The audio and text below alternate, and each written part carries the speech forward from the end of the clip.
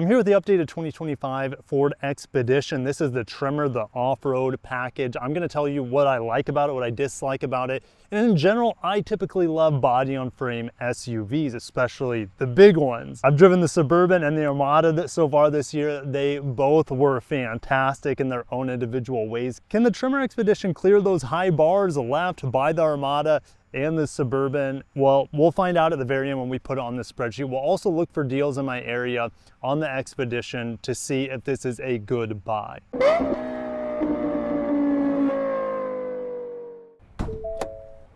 That may have been the cheapest hood latch I've ever, it almost felt like the hood latch was gonna break off when I was trying to pop the hood. All right, I like the double struts underneath, the nice pad underneath here. Huge air box here for feeding this twin turbo V6, this 3.5 liter EcoBoost. Tons of torque, and the Tremor gets the high output. You can get this standard output, which has 480 pound-feet of torque. This has 510 pound-feet of torque. This also gives you 40 more horsepower, 440 horsepower versus the standard output. However, I think most people aren't really going to notice on a daily basis the high output versus the standard output. The standard output still has 400 horsepower. That's pretty darn fantastic. And the amount of torque you get even on the standard, the 480 is impressive.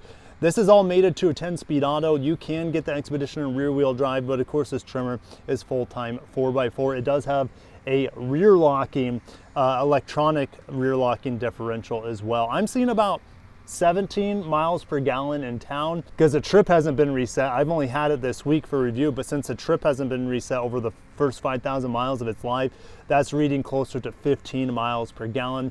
Your mileage will vary. I would assume on the highway, this can get maybe around 20 miles per gallon, which isn't too bad. But let's go ahead and close this down. Ooh, that sounds great. So the hood latch looks and feels and appears like it's gonna snap off, but the hood slams like a luxury car. The front of the Expedition I think looks pretty good. I love the green and the gold here on this Tremor package. You know, is it the best looking in the segment? Well, I think it might actually look better than the Suburban up front, but that's highly subjective. I personally like how the Armada looks over all of the competition. There's an optional skid plate down here. Yes, you're gonna have to pay for it. And then there are also some recovery points here down below in yellow as well. You'll also see a little camera under the big Ford logo. That's because the camera is standard on all trim levels now with the Expedition for 2025. Now the Expedition can come with the Max version, which is going to be more Suburban-like, real long back end. I like the smart key access here. My kids love this running board. Now you can get the running board that does pop out. Those are pretty annoying to me. I like how sturdy this feels. I love the rugged texture on it. We have 18-inch wheels here with the little gold accent to let you know from the side that this is Tremor if you didn't already see the Tremor logo up there. These are 33-inch tires. Let me know if they look big enough. I mean, 33s on a truck this big, I think they look okay. I'd probably want to put 35s on it, but that's just me. These are perfectly fine. Again, side camera here, turn indicator there on the side. And I like the roof rails as an option too if you wanted to store more things up top. Now, big body on frame SUVs, they can tow quite a bit. We do have a big spare tire underneath. I'll go and put on the screen what, geez, that scared me. I kind of, that's real life. I kind of live out in the woods now, and there are bears out here, and I heard something in the trees behind me, but it's probably a squirrel playing tricks on me. All right, so I love the back end of the Expedition because I'm a sucker for this right here, okay? You have a top gate, and then you have a tailgate, a split gate. This is the last time I saw something like this was on the Land Cruiser. So this is a true, yep, it's the squirrels. They're playing tricks on me. This is amazing. I love this. This is so cool to tailgate. Also, you have 400 watt AC power back here. You also have a 12 volt accessory power. You have 2 USB-Cs in the back here as well. You have this accessory light. And then over here, I have this light button that controls these little lamps, and I can move these little lamps around here on the tailgate area, the liftgate area. I can also control the seats from the second row and the third row. I can fold them all down. Or I can fold the third row up and down from back here, The second row, I believe, is just it folds flat. Okay, but not that much cargo space. If you need more cargo space on a continuous basis, then you're gonna have to get the Max model. This is an 8-seater. I like how you have 40, 20, 40 on the second and the third row. I love that feature. It's pretty fantastic. So let's go ahead and close this up, and it is assisted, which is pretty cool. And then we'll close this down, and let's get into that third row. Now, getting into the third row, you have this button, which turns this into a jump seat. You slide it forward. The problem is when you bring it back down, you got to be careful. You want to slide it all the way back first and then latch it, because what it wants to do when you do this, if you just pull it down, well, now it's stuck in this really far forward position. So yeah, you make sure to train your children essentially to pull it back, then pull it down, so you actually have better pass-through ability here on the second row seats. All right, but let's go ahead and get in the third row. Let's talk about what it's like. It's actually pretty easy to get back here, but you can also fold down the middle seat here for a pass-through, and you could remove this middle seat too. I'm pretty sure it has its own rail system as well. All right, so let's talk about this. Let's pull this. Well, I'm not going to pull that seat back because I'll just sit behind this seat. Lots of legroom, to be honest. Tons of legroom. Headroom, even at 6'1", not running in here. I have a vent right here. Fantastic. Map lights right there. Big cup holder. I can control my recline, which is pretty cool with those buttons. I have 2 USB-Cs on that side and this side, and I have an additional cup holder on this side. So 3 cup holders for the back. Huge window, super big window. Absolutely love that. That makes sure that the kids aren't going to get too car sick in the very back of the bus. All right, we even have the Tremor stitching back here. Fantastic. And look at this, like I can just pull this seat down right here manually if I want and have a little armrest. Like, this back seat is absolutely incredible. Now, my kids, like I said, love this running board. I love it. The materials back here are nice on the door, even inside here. A little ambient lighting as well. Big chunky door handle puller to open the door. I don't know if that's easier or harder for the kids at this point though. The Bang & Olufsen sound system is fantastic in here. I really, really enjoy it. No sunshades in the back, but you do have privacy glass. Like the handle here to pull yourself in. Again, I have that stitching here. This seat is enormous. I also have how many USB-Cs do I have in this truck? I have 8 just in the second and third row combined. That's insane. 2 more cup holders here, even though I have all this storage down below. I also have, physical climate control. What do you know? Something I'm lacking in the front, but I'll roast the vehicle here in a little bit for not having physical climate control. But yeah, all physical buttons back here. I have heated outboard seats and this huge panel roof, which stops in the second row. The third row doesn't get to take advantage of that extra light necessarily, but it is welcome here in the second row. I also have vents right above my head, more map lights. Really fantastic second row as well. Now, if you slide this center console all the way back, which I can't do from back here, you can only move it from up front. You slide it all the way back, you can't get across here, right? It starts running into this seat here with the seat folded down. So it's, yeah, I just leave this armrest pushed all the way forward most of the time, but there are benefits from having it slid back. All right, and I'll get into that here in a little bit. When you have the center console, which is massive, by the way, because this is, you know, similar to the F-150, meaning it's huge, right? When you move this back, you have all of this like hidden space underneath here, and even there's a little Easter egg of the model. Maybe it's the Model T. Anyways, Ford Motor Company in this big cargo space. You have this Expedition lettering, but even though like this is cool here, like it really ruins the second row usability. So I just move it forward here, and I have a wireless charger. I have my trailer control. I have more USBs up front, 2 more, so that's a total of what, 10 USBs in here. Maybe there's some more hidden. I wouldn't be surprised.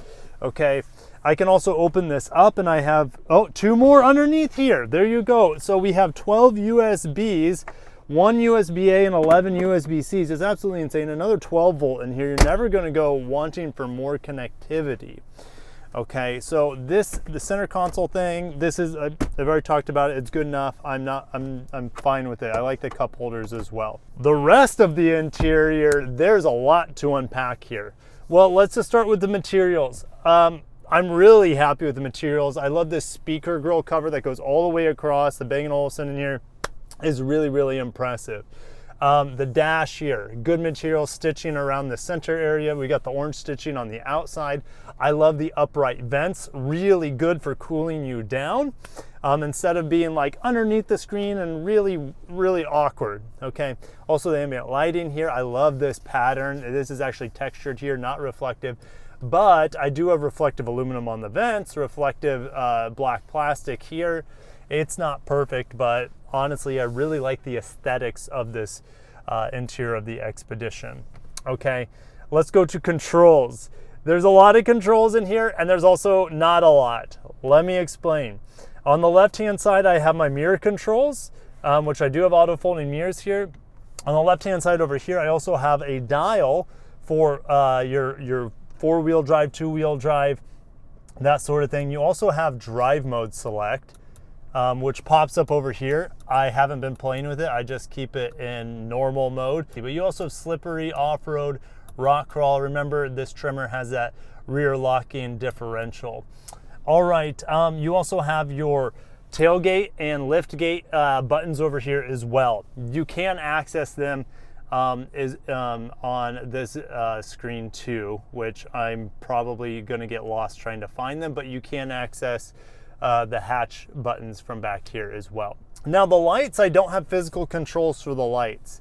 So this is a little bit General Motors at this point. All right, so if you wanted to turn on a specific function of your lights, you have a shortcut here on the far right, which will pull up your lights, which you can turn them off. Okay, automatic, we'll just turn on automatic at this point. I had the fog lights on for you guys earlier, which looked pretty cool.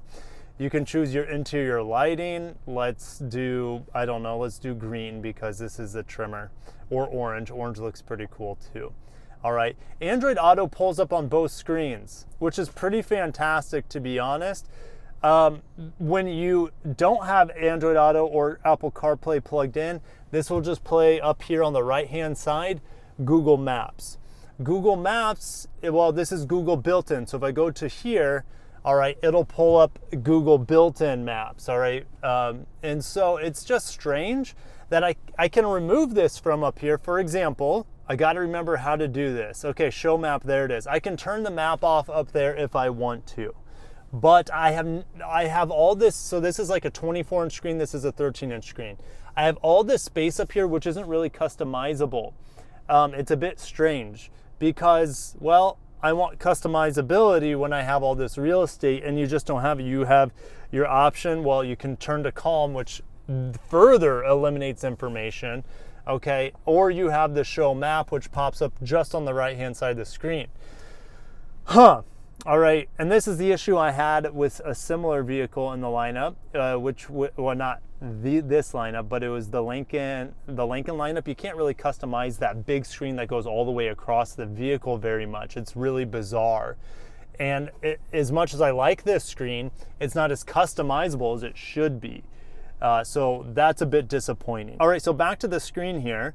I like it, it's snappy, the software's fine. I get to the vehicle options here. I have to select my memory seats and set my memory seats through here, which is a bit strange since I don't have memory seat buttons to enable. But auto brake hold is a feature in here. I love that. That's pretty easy to get to through the software as well. For this little screen right here, I go to this icon on the main icon on the left, and then I can select different information on it to pop up, which is pretty fancy. And then over here is trip 2. It's, you know, about 16 miles per gallon over the last 5,600 miles. I can put weather on. I don't know. There it goes, 66. It's actually pretty chilly today here down in Southwest Florida, but I love it. Okay, you also have some other options in here for your Google Store or your Google built-in apps, and Android Auto selectable through there as well, but you also have a shortcut to your Android Auto there. All right, no issue really with the software. Climate control is all through the touchscreen, and look how small it is.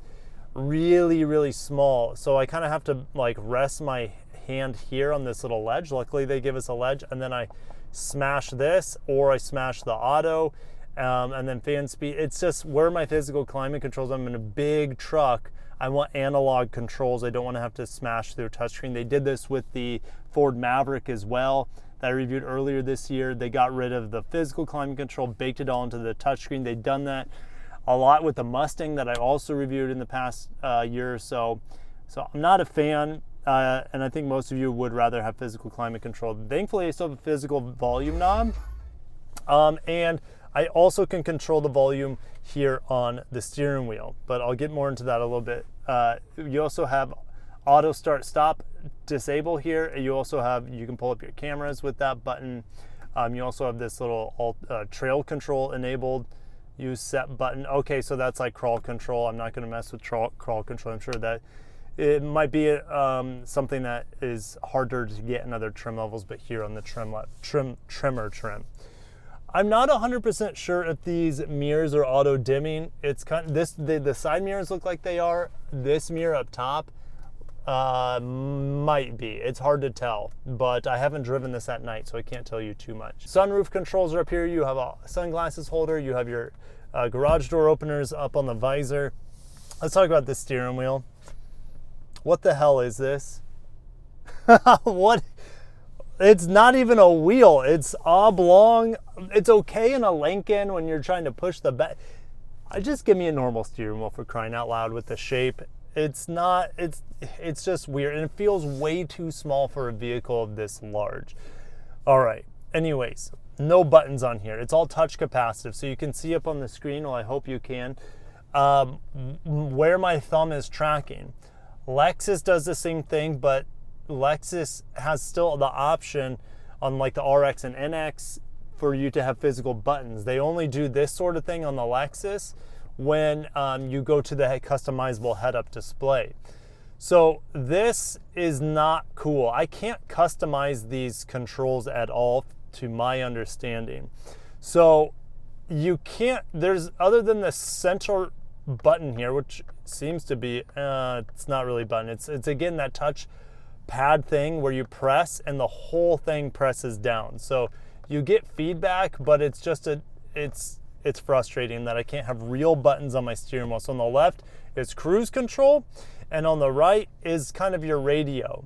And so while the mirror adjustments, I do have them on the left-hand side here, I can adjust my, it's weird because this right here has mirror and steering wheel, but on the screen here, the only adjustments are the steering wheel, which this is how I adjust it.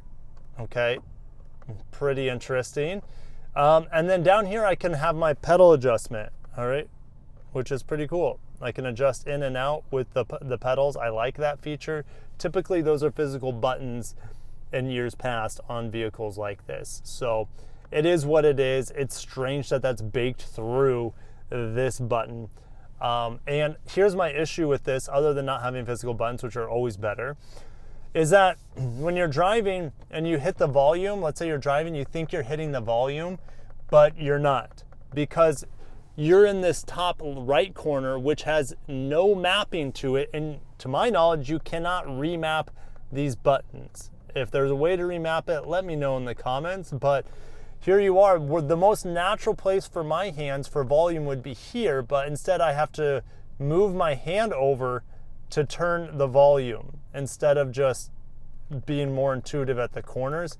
There's nothing in the corners here, which is frustrating. And in fact, on this side, it's tracking my thumb all over the place, but it's all dead space except for this and this. Those are the only two that do anything until you have cruise control on, and then this is going to be your pacing on this side.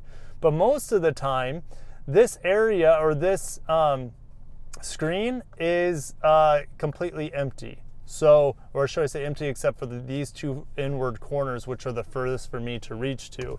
It's just bizarre from the communication and interface with the steering wheel. I don't like it. Just give me real buttons. There's nothing wrong with that. And this is by far the most out of place thing in this entire body on frame massive truck.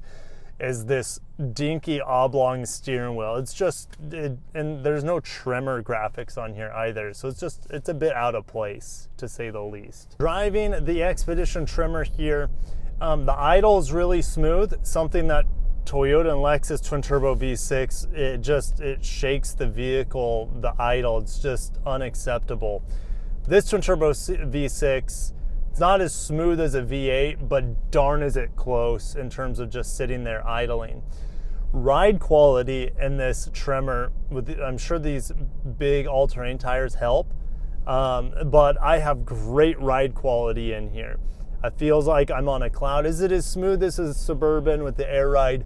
No, but it's so good that I don't feel like I'm missing the Suburban's air ride suspension. I really like the ride quality here, how high I sit up.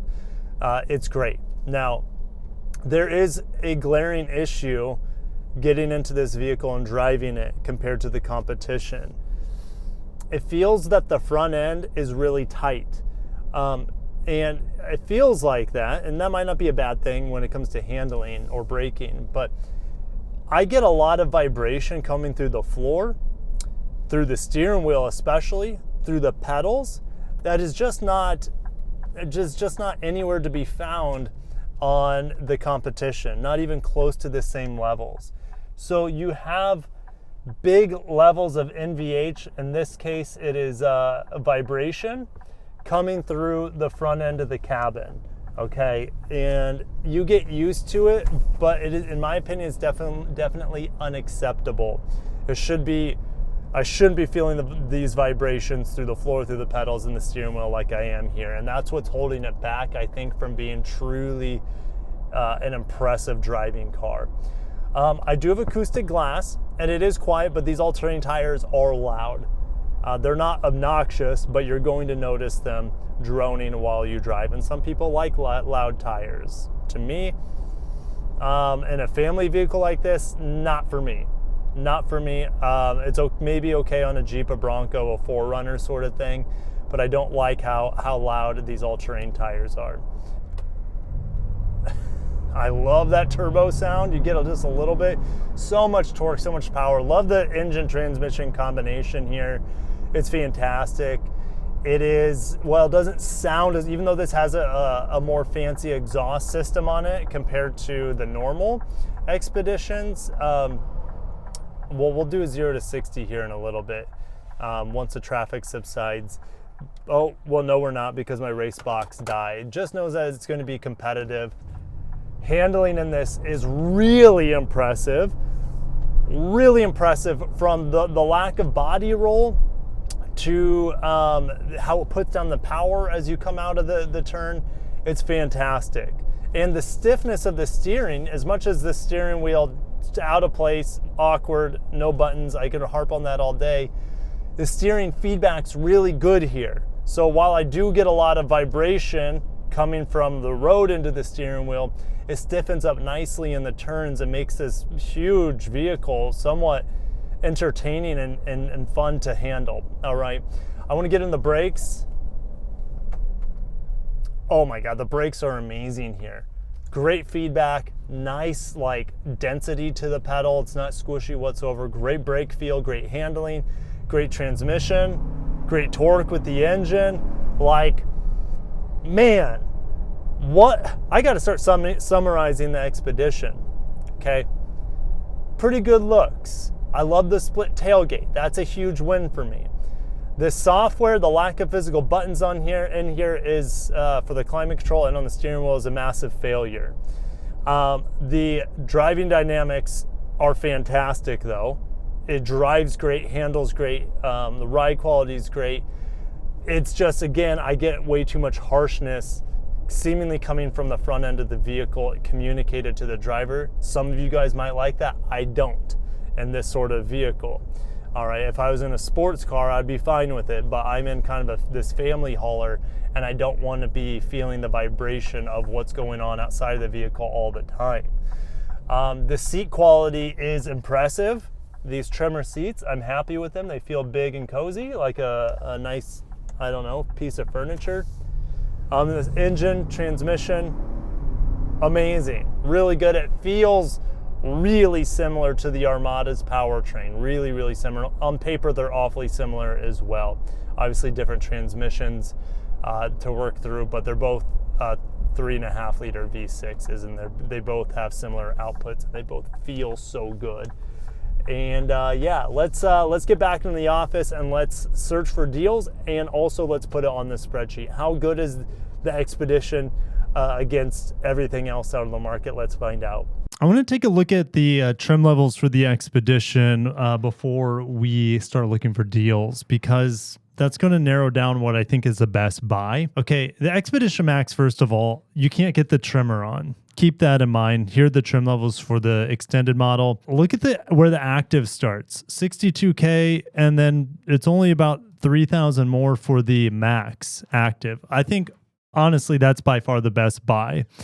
What, like, here's the thing. Like, 360 camera already comes standard on the active, but you have more lighting on the Platinum. You have more flexible third row seating. You get the high output on the Platinum, but I'm telling you, like, 400 horsepower and 480 pound-feet of torque is nothing to sneeze at on the active trim. The trimmer, you know, if you plan on going off-road, maybe get the trimmer, but I'm telling you, it's not going to be more than likely the best in class. I will say it is a much better buy than the $100,000+ AT4 Yukon that I drove, which I don't even think had a locking diff of any kind on it. Okay, what is four-wheel drive going to cost us here on the active trim to get? Do you need this active touring Ford Copilot?